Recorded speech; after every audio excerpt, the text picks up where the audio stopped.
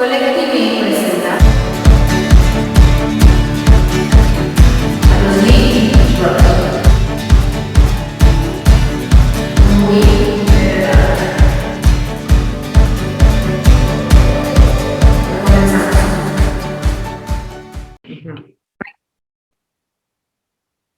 Hola, ¿cómo están? Buenas tardes. Hola, Pepe Panda. Maestra, estamos en el mismo cuadrito. Ahora sí aplicamos la teletransportación al mismo cuadrito porque estamos ahora grabando juntos. Estamos together forever. Así es. Como les gusta a nuestro amado público ahí escuchando la mesa. ¿Qué pasó, maestra? ¿Qué nos trae hoy? Estamos ávidos de conocimiento en el programa, en el capítulo número 89 de los Libros. Acercándonos peligrosamente al episodio 90, por increíble que parezca, hoy les traigo esta historia que se llama Un amor. La autora es Sara Mesa. Híjole, esto está muy mal. Ahí está. Ahí está, Sara Mesa. Ajá. Ese es el libro que traemos hoy. Esta es una historia que realmente está, pues, sencilla. La historia en sí no tiene mucha Muy ligerito. complicación. Es un libro muy ligerito. Está ligerita, por momentos está como hasta un poquito pesada, porque no parecería que pasa mucho, y sin embargo sí hay cosas muy interesantes en lo que transcurre en la historia. Esta es pues la historia de una joven que se llama Nat, que decide ir a vivir a un pueblo que se llama La Escapa, ¿no? Ok. Ella proviene, esto se desarrolla en España. El pueblo más cercano, como con más comodidades, La Escapa aparentemente es como una comunidad, ¿no? Como un caserío realmente con muy pocas personas. O sea, Sara Mesa es española. Sí. Pensé que era mexicana. No, es una autora española. Sara Mesa. Exacto. Y la historia se desarrolla entonces en este pueblo que se llama La Escapa.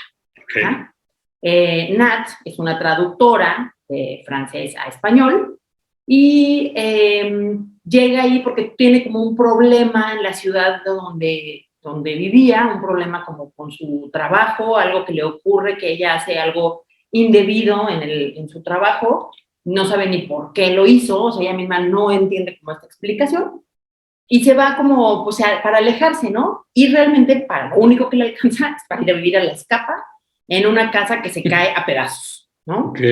Cuyo dueño... Fue su bola de escapa. Sí, tal cual. Y el dueño de esta casa es un tipo de lo más hostil, que la trata mal, le pone condiciones súper leoninas para el contrato de arrendamiento. Todo es como, pues, si quieres eso, pues tú lo pagas, tú lo arreglas, tú no sé qué. Y entonces ella como que no se anima a decir mucho. En fin, el asunto, y para tus olas, el pueblo cercano como con las más, con las... como más comodidades, con ciertos satisfactores a las necesidades, porque aquí esto es un caserío, es el pueblo de Petacas. ¡Vámonos, hombre! Le queda cerca para que se las arribe, las Petacas. Justo cada que en la historia se mencionaba Petacas, pensaba en el momento en que lo íbamos a comentar y que te iba a decir que era Petacas a donde iban para todo, cada que necesitaban ir a la peluquería, ir como a comprar algunas cosas más sofisticadas, bueno, no más sofisticadas, pero algún supercito más completo, pues era Petacas. Al Hard Rock Café Petacas. Exacto. Bueno, el caso es que ese nada más es para la anécdota, no tiene mucha trascendencia, pero el asunto es que... O sea, ¿sí existe el pueblo de Petacas en la vida real? Fíjate que eso me estaba precisamente acordando en este momento, que no verifiqué el dato. Una disculpa de antemano a nuestro auditorio, porque siempre traemos toda la información verificada. Si nos escucha algún petaquense, pues que sea un petaqueño. que nos diga si sí existe. Yo casi creo que sí, porque todo el relato tiene un corte realista. Ok. Y pues bueno, lo que ocurre es que Nat llega ahí y de pronto empieza a ver que pues el casero es de lo más hostil, entonces ella tiene que resolver algunas situaciones de la vida cotidiana, pero no tiene tampoco como mucho dinero para defenderse, y pues bueno, va valiéndose de algunas artimañas para ir obteniendo lo que necesita, ¿no? Se hace de amigos. Recorre mucho a Petacas. Más o menos tiene que acudir a Petacas seguido para conseguir algunos pendientes que tiene. Y pues bueno, entonces al final pues es una comunidad súper chiquita, con unos gitanos, unos viejitos, un hippie que se hace como su amigo, bueno, en el pueblo lo conocen como el hippie, ni siquiera lo es, solo tiene como el cabello largo. Está otro al que le conocen como el alemán, o sea, como toda esta manera de nombrar a los personajes que es como muy de las comunidades pequeñas, ¿no? De pueblo.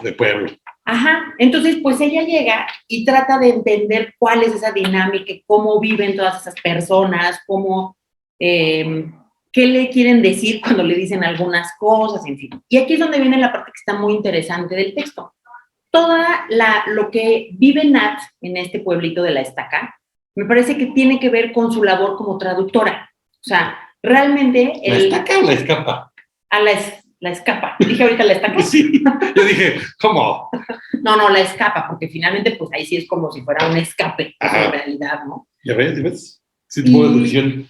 Ya ves. Y realmente lo que a mí me parece es que esta historia, lejos de ser como estas aventuras que vive Nat ahí, el amor, el desamor, los encuentros carnales y no carnales, en fin, realmente en esto no ocurren muchas cosas, o sea, no pasan muchas cosas. Al final ella también se hace de un perrito que está horroroso, pero pues ella lo ama y en fin, una bola de cosas. Pero bueno, todo eso me parece que en realidad es solamente un pretexto para hablar de lo que involucra la labor de la traducción, ¿no? Okay. Porque realmente para traducir un texto, pues no basta solamente conocer las palabras, ¿no? Hay que conocer, además, las cosas a las que va haciendo relación. Entonces, por ejemplo, de repente a Nat le dicen algunas frases y ella dice, a ver, ¿cómo debo interpretar eso? O sea, me lo está diciendo como en un tono sarcástico, realmente me está ofreciendo su ayuda, porque hay como muchos matices en cómo lo que le van diciendo, ¿no? ¿Me está ofreciendo un raid al pueblito de aquí al lado o me está insinuando algo? Exactamente. Entonces, ¿qué ocurre con la traducción? Pues que hay que conocer la lengua, ¿no? Pero no solamente es eso, hay que entender un poco la vida, la civilización, la cultura, ¿no? La etnografía del pueblo que utiliza ese medio de expresión para comunicarse. Uh-huh. Entonces, por eso como este contacto que el traductor tiene con otros pueblos, con otros lugares, son sumamente importantes para entender el contexto, ¿no? Y pues realmente no es nada más, si alguien va a hacer una traducción literaria, no se necesita solamente como entender la otra lengua y ya, ¿no? Sino que realmente se tiene, o sea, el traductor tiene que ir más allá, tiene que entender como estos matices, estos niveles, y de qué manera, pues solamente poniéndolo como en contexto con todas las demás situaciones. O sea, si tú te pones a traducir, o si un traductor realizara la labor nada más frase por frase, sin entender cuál es el mensaje final de una novela como o de una Google, obra, ¿no? Exacto, va a ser una traducción como Google, ¿no? Uh-huh. Al final esta es la labor del traductor y es lo que aparentemente va haciendo Nat todo el tiempo, ¿no? En sus relaciones humanas. Entonces me pareció muy interesante esta forma de cómo equipara esta llegada al pueblo recóndito a entender la dinámica del pueblo, pero la única manera de entender esa dinámica del pueblo es pues conociendo a todos los habitantes, ¿no? No es como solo entiendo lo que dice uno y lo traduzco y luego lo que dice otro y lo traduzco, ¿no? Es como realmente como una intercomunicación entre todo. Uh-huh. Ok, sí, así, no, con el hippie no hablo porque trae el pelo largo y el alemán, Exacto, no se podría hacer eso. Entonces, realmente, pues hay muchos errores en la traducción que se dan a veces por esta confusión de palabras, ¿no? Por utilizar como un sentido distinto, pues igual como pasa como en el traductor de Google, ¿no? Uh-huh. O sea, si está utilizando una acepción que no viene al caso, pues no va a hacer sentido toda la idea de lo que se busca presentar ahí. Bueno, como se desarrolla en España es el traductor de Google. De Google. Google. Y entonces, bueno, pues hay como muchos errores, por ejemplo, al confundir estas palabras. Otros errores que son los más comunes y que me parece que son a los que se refiere en gran medida este texto de Sara Mesa, son estos errores que tienen que ver con una comprensión errónea, del contexto, ¿no? Es decir, cuando en una palabra está fuera de contexto dentro de una frase, cuando hay ciertas palabras que son inconvenientes dentro del sistema ideológico del autor, O sea, es como, hay palabras que no utilizaría una abuela de un pueblo de España, ¿no? Okay. Entonces no puedes, o sea, en el contexto de cómo hablaría una abuela de rural, ¿no? O ciertas palabras que no cuadran con el ambiente de la obra, por ejemplo. Ajá, entonces, todos son esos como detalles, pues muy puntuales que deben funcionar en una traducción para que sean como esta asociación de ideas correcta. Entonces, si te fijas, en la vida diaria, pues nos la pasamos haciendo como estas traducciones, ¿no? Como de, ¿qué me quiso decir? Me albureó, me lo dijo bien, me lo está planteando en buen plan, ¿no? Ajá, o es sarcasmo. Exactamente. Uh-huh. Y es justamente esta sensibilidad, esta lectura fina, la que tiene que realizar el traductor, ¿no? Lo primero que tiene que hacer un traductor antes de pasarlo a la lengua de destino, pues es realmente hacer una interpretación del texto. Ajá. Y no se puede, o sea, al menos un poco de lo que nos enseña esta novela, es que no se puede interpretar o no se puede hacer como esta traducción sin conocer todo, ¿no? Hay veces que las primeras ideas van a encontrar su sentido solo hasta que llegues hasta las ideas finales. Ok. Y que esa me parece que pues es una labor muy particular del traductor, que está como funciona en esta alegoría de esta chava incorporándose en un ambiente rural que le es desconocido, en donde la gente como que sospecha de ella, todos se involucran en su vida, ella está tratando de entender qué es lo que le quieren decir. Ajá. Así de verdad me ofrecen mucho ir al pueblo de aquel lado, tío, pero no sé qué es lo que está pasando, que parece que es muy popular el pueblo por aquí. Pues sí, así es, y solamente, como te decía, para entender, por ejemplo, cómo funcionan los personajes, quién debe de brillar más como pues el bueno, quizá no, ya en la literatura más compleja no hay como los buenos y los malos como en las telenovelas, ¿no? Es como todos los personajes tienen como estos matices, pero lo que sí es un hecho es que hay que tener esta comprensión del todo, ¿no? Para entender el carácter de los personajes, las relaciones entre sí, un poco también pues la ideología del autor, ¿ja? Y todo esto va a hacer que el traductor pueda realmente lograr ese rigor metodológico, ¿no? Que es necesario para reconstruir los hechos. Ok. Ajá. Entonces, es reconstruir los hechos y luego como rehacerlo todo en el idioma del propio traductor, ¿no? Uh-huh. Entonces, no solamente basta con comunicar al lector pues los acontecimientos o los motivos que determinan todas las situaciones, ¿no? Sino que hay que lograr transmitir ese mensaje que subyace ahí. Y ese es como uno de los grandes, me parece a mí que es uno de los grandes retos del traductor. Ajá. Entonces, muchas veces, no muchas veces, lo normal es que el traductor conoce esta sucesión de los acontecimientos, sabe cómo van a evolucionar los personajes, pero no debe de olvidar que su lector, pues lo va a ir conociendo en la medida que va leyendo, ¿no? Le va a ir siendo revelada las cosas poco a poco. Entonces, debes de conocer, pero no tampoco puedes... Spoilear. Exacto, no puedes spoilar, no puedes tener como estos arrebatos de soltar más información de la debida porque quieres como contextualizar o quieres ser demasiado condescendiente con tu lector, ¿no? Cuando haces esa traducción. O sea, como quien dice, no le puedes echar tanto de tu cosecha sino apegarte a la realidad y a los tiempos de lectura. Pues sí, aunque realmente pues hay muchas teorías que sostienen que el traductor es al final otro creador, ¿no? Porque a la hora que lo llevas a otra cultura, a otra lengua, pues de alguna manera acercas algunas cosas, ¿no? Hay como dos maneras de traducir. Lo tropicalizas. Lo tropicalizas. Hay como dos maneras, como dos estilos, bueno, yo no soy traductora ni mucho menos, pero sé que hay como corrientes diversas, una que plantea que hay que acercar al texto al contexto del lector, y entonces es cuando en los doblajes escuchamos que los personajes dicen, ¡ay, qué chido! Y así todo forzado, pero que lo mexicanizan para acercarlo.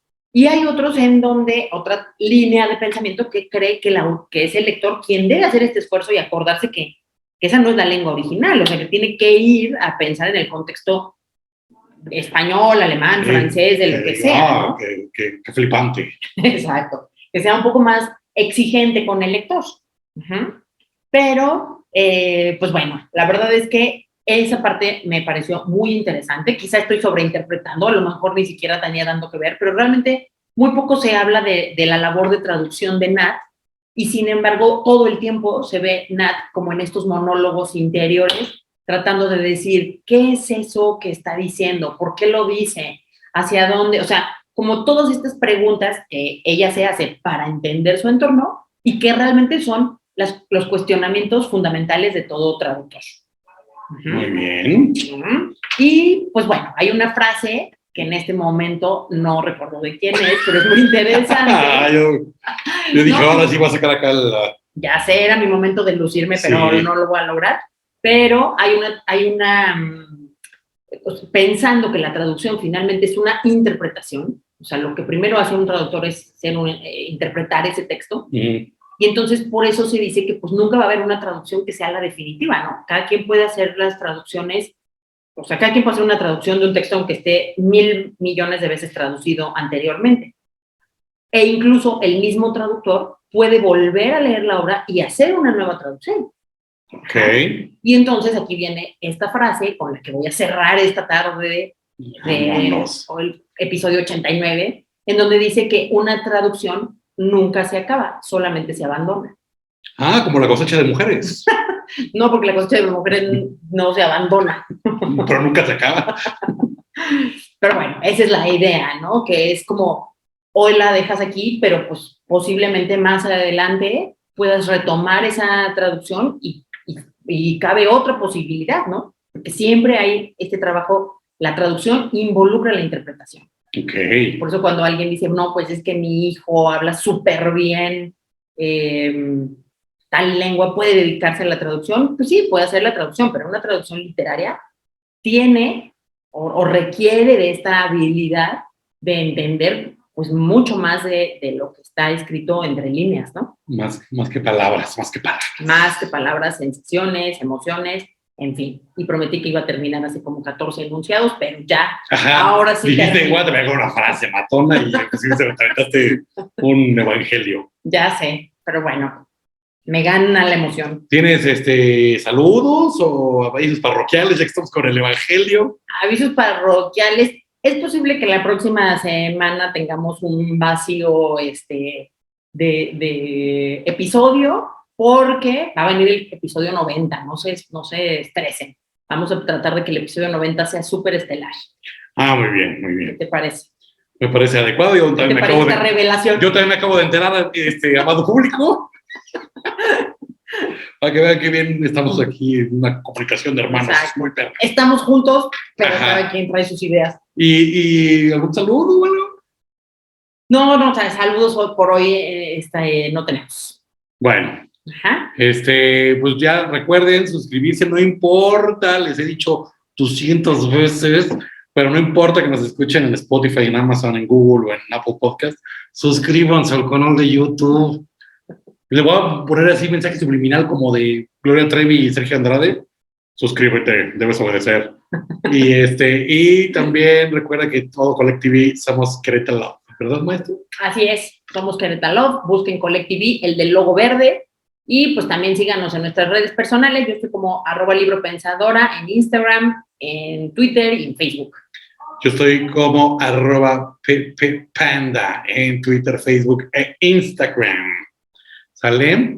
Pues muy bien. Si no hay nada más por el momento, les dejamos un caluroso saludo. Gracias por escucharnos. Y pues ve por tu libro para que nadie lea por ti. Bye, bye. Bye.